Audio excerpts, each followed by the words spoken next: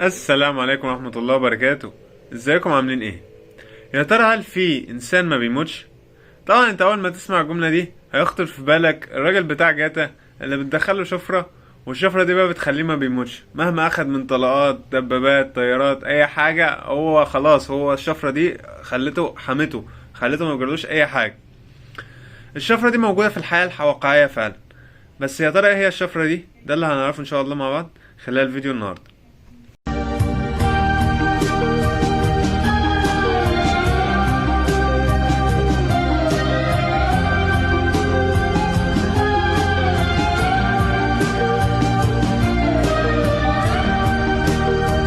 اول حاجة في حديث الرسول صلى الله عليه وسلم بيقول: اذا مات ابن ادم انقطع عمله الا من ثلاث: صدقة جارية، وعلم ينتفع به، وولد صالح يدعو له.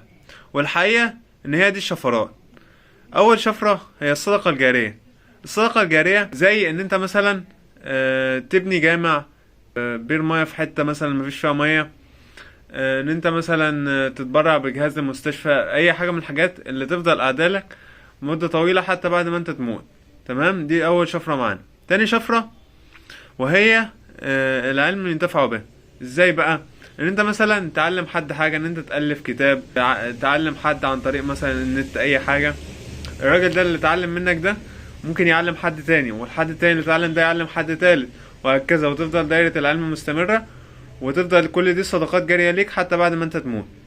واخر حاجة ولد صالح يدعو له. دي الشفرة الاخيرة بقى، ان انت تجيب ولد، والولد ده يكون ولد صالح بر بيك، يدعو لك بعد ما تموت، يفضل مثلا اثره ممتد حتى بعد وفاتك، تبقى سايب حتة منك في الدنيا. الولد ده هو ده حتة منك في الدنيا.